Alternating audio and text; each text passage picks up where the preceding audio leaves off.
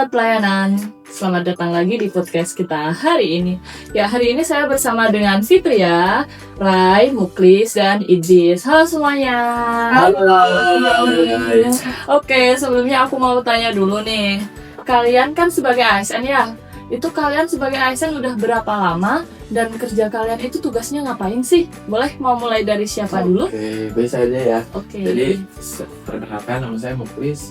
Sebagai ASN, sekarang masa kerja saya sudah 7 bulan. Nah, kalau kegiatan sehari-hari kami, kebetulan kami bekerja di kantor imigrasi kelas 1 TPI Sukabumi di bawah Kementerian Imigrasi dan Pemasyarakatan.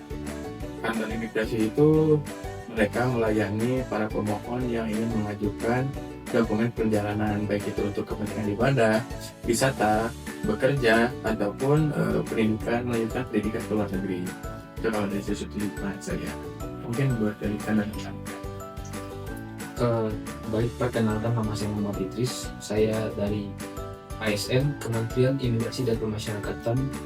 Mungkin masa kerjanya kurang lebih udah masuk ke bulan ke-8. Nah, menurut pandangan saya, ASN itu sebagai pelayan masyarakat haruslah memiliki dasar-dasar nilai yang menjadi cerminan sebagai pembantu pemerintah dalam melaksanakan administrasi pemerintahan, khususnya dalam pelayanan masyarakat. Oke. Kalau untuk Pak Idris di bagian mana tugasnya? Oh iya, saya lupa. Untuk saya pribadi ditempatkan di seksi intelijen dan penindakan keimigrasian, subseksi penindakan keimigrasian. Oh, sama-sama di kantor imigrasi berarti ya? Iya. Oke, silakan Fitria. Sebelumnya perkenalkan, saya Fitria. Saya sudah bekerja sebagai ASN ini kurang lebih selama 7 bulan. Nah, saya ditempatin di kantor imigrasi kelas 1 TPI Sukabumi, tempatnya di seksi pelayanan dan verifikasi dokumen perjalanan. Nah, selama 7 bulan ini saya bekerja di bagian customer service, di front office-nya nih, di bagian penerimaan berkas. Jadi pekerjaan saya sehari-hari itu saya menerima pemohon paspor untuk kemudian saya cek kelengkapan berkasnya. Nah, untuk paspor itu sendiri persyaratannya FYI gitu ya, persyaratannya ada 3 nih. Yang utama ada KTP, KK, juga akta lahir gitu. Oke, berarti kalau besok aku mau bikin paspor boleh nih minta paspor sama Fitria ya. Oke, langsung ketemu aja sama Fitria berarti nih. Silakan, Ren. Sebelumnya izin memperkenalkan diri, nama saya Abdul Hakim. Saya berasal dari kantor imigrasi kelas 1 TPI Sukabumi. Untuk di UPT Halim Sukabumi, saya di bagian tata usaha, lebih spesifiknya di Gunung, di bagian BLN, yang dimana saya bekerja sebagai pengelolaan beralih negara, terus kualitasasian, kualifikasi dan lain-lain.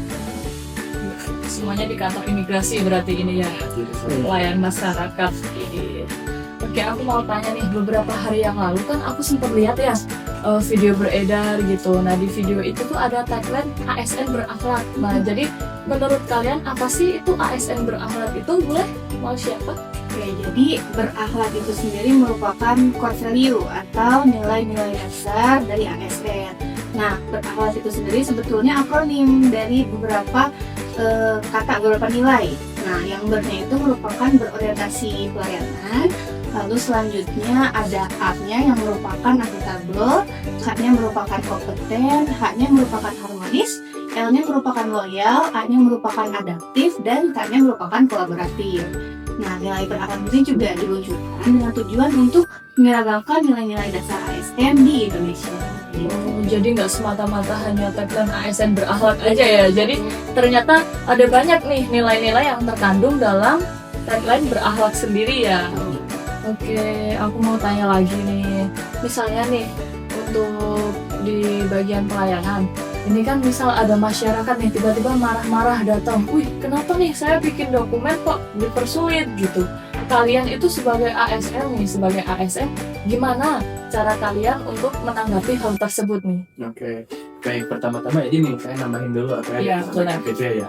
Berakhlak itu kan itu akronim ya, dari 7 poin. Itu ada orientasi pelayanan, ada akuntabel, terus ada A-nya itu harmonis, lalu apalagi loyal, terus adaptif dan kolaboratif. Nah, jadi kita itu ketika melihat sebuah masalah, terutama itu ada pemohon yang sedang marah gara-gara merasa dipersulit, kemungkinan kita harus berpikir positif dan bersikap tenang dulu. Nah, jadi dalam aspek pelayanan kita harus mengedepankan 5S: senyum, salam, sapa, sopan, santun. Nah, jadi menghadapi pemohon yang emosinya sedang tinggi itu utamakan itu. Lalu kita tanyakan apa yang menjadi permasalahan beliau. Mungkin saja kalau dia bilang kesulitan berkas, sebetulnya bukan dipersulit, tetapi dia mungkin saja belum tahu nih kebutuhan berkasnya apa saja yang akan dia gunakan untuk permohonan paspor. Nah, maka dari situ tugas sebagai pelayan masyarakat, kita menyampaikan informasi yang benar terkait dengan dokumen-dokumen yang diperlukan untuk permohonan paspor. Jadi kita sampaikan dengan baik, dengan tenang gitu. Jadi supaya pemohonnya itu memahami apa saja kebutuhan-kebutuhan dokumen yang akan digunakan untuk mengajukan permohonan paspor sesuai dengan syarat operasi yang berlaku.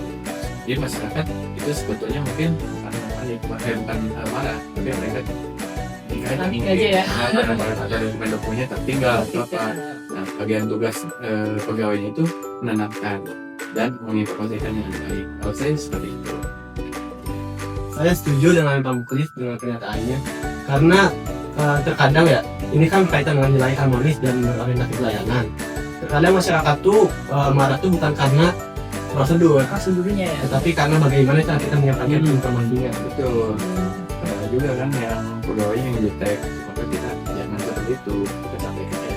Jadi pasti dalam realitanya tuh tetap pasti ada ya Pasti ada masyarakat yang masih kurang paham gitu. Betul, tapi gimana kita cara Cara menanggapi menanggapinya. dan cara menyampaikan informasi dengan benar.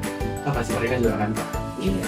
Dan tambahan juga, kita sebagai ASN pelayan masyarakat sudah tentunya pasti memiliki kompeten yang mumpuni ketika menyampaikan prosedur dengan baik kepada pemohon maupun menerima keluhan. Jangan sampai kita sebagai pelayan masyarakat tidak memiliki kompeten yang cukup untuk melakukan pelayanan dengan maksimal. Betul, jadi ASN juga memang harus punya data kompeten. Jadi dia tahu apa yang dia sampaikan, tahu apa yang dibutuhkan masyarakat, terus harus sesuai dengan syarat operasi dan berlaku. Jadi kita menyampaikannya juga enak, tidak terbaca dan masyarakat tidak akan ikut bingung oleh apa yang kita sampaikan. Gitu.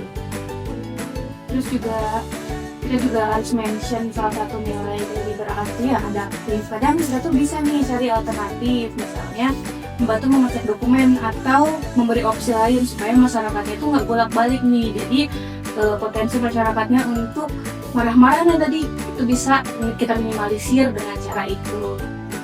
Oke, menarik juga ya, karena dari satu kasus aja nih, perkara masyarakat marah-marah datang ke kantor, itu ternyata mengandung dari banyak nilai dari berakhlak sendiri ya. Betul. Jadi setiap penanganan masyarakat itu hampir semua aspek kita langsung bisa terapkan pada satu masalah. Nah, dalam penerapan itu kan pasti ada tantangannya ya. Sekarang saya boleh tanya nggak nih, apa sih tantangan kalian dalam menerapkan nilai-nilai berakhlak itu? Izin menambahkan terkait tantangan nilai berakhlak yang paling saya sering lakukan sih ya, itu konsistensi gitu. Jadi misalkan nih kita capek ya, misalkan kita sedang lelah atau dapat tekanan yang tinggi dari atasan, kadang kita tuh biasanya kembali ke kebiasaan yang lama, jadi kayak lebih males-malesan, atau begini. Dan satu lagi, untuk saya pribadi mungkin yang paling kerasa itu budaya lingkungan, dimana kita sebagai ASN baru yang notabene harus ikut budaya yang ada, itu menjadi tantangan yang sulit dalam menerapkan nilai ASN berakhlak atau sering bawa arus. Harus ya, jadi masih mengikuti sama lingkungan kantornya ya. Iya. Terus juga ego pribadi ya, kadang kita tuh merasa paling benar, padahal nilai berakhlak justru mengajarkan kita untuk terbuka. Kalau dari kesalahan saya pribadi ya, tantangan dalam menerapkan nilai berakhlak ini terutama ini kan kita bilang cukup baru ya, baru digaungkan 2021 sebelum COVID, surat edaran dari pemerintahnya. Nah, mungkin tantangannya itu dari aspek perubahan. Cenderung orang-orang mungkin mereka resisten atau menolak terhadap perubahan karena sudah nyaman dengan cara yang lama atau kebiasaan mereka yang lama. Jadi untuk hal perubahan ini, mungkin mereka akan cenderung menolak. Jadi akhirnya mereka resisten terhadap Tuhan. Itu mungkin yang akan menghambat dan menjadi tantangan dalam menerapkan aspek-aspek nilai terhadap ini. Oke, banyak juga ya ternyata tantangan yang kalian hadapi untuk menghadapi berakhlak itu sendiri ya. Sekarang boleh ya yang terakhir mau tanya nih, komitmen kalian yang sederhana aja satu dalam menghadapi berakhlak di kehidupan sehari-hari. Kalau untuk saya pribadi, mungkin saya akan lebih optimalkan lagi dalam melayani masyarakat ya, apalagi saya ada di front office, itu saya mungkin akan lebih sabar lagi, lebih tadi 5S tadi lebih saya Menerapkan lagi ya. Kalau saya sih lebih ke disiplin ya, disiplin sama lebih akuntabel dalam kerja. Kalau saya pribadi, kita harus terbuka dan harus selalu mengupgrade diri untuk memenuhi tantangan masa depan nih. Harus rajin belajar terhadap perkembangan yang akan menjadi tantangan buat kita sebagai pelayan masyarakat ke depan. Kalau saya apa komitmen saya gitu untuk menerapkan berakhlak ini, kalau saya sih tentu komitmennya untuk menjadi penerapan aspek yang harmonis dan loyal. ASN itu kan salah satu fungsinya adalah penanda pemersatu bangsa. Jadi dengan menerapkan aspek harmonis ini, berarti kita bisa menjalin komunikasi dengan baik kepada semua pihak, itu tanpa memandang standar kemanusiaan gitu ya. Jadi kita bisa melakukan sebenarnya nih sebagai ASN. Selanjutnya kita juga harus loyal. Loyalnya itu kepada bangsa dan negara. Jadi segala pekerjaan kita sehari-hari kita niatkan sebagai ibadah dan niatkan juga ini untuk kepentingan dan kemajuan negara kita tercipta gitu. Jadi dari diskusi kali ini kita bisa belajar ya bahwa jadi ASN itu ternyata nggak mudah ya. Banyak sekali tantangan-tantangan yang harus kalian hadapi untuk menghadapi berakhlak itu sendiri. Selain itu juga banyak aturan dan nilai-nilai yang harus kalian terapkan ya. Dan tidak mudahnya itu kan Mbak gini, karena kita itu kan dari kepanjangan tangan dari pemerintah ya, yang langsung berhadapan langsung dengan masyarakat, otomatis kita ini menjadi wajah dari pemerintah. iya, Itu yang harus kita jaga. semoga teman-teman semua bisa menjadi ASN yang membawa perubahan ya. Amin. Oke.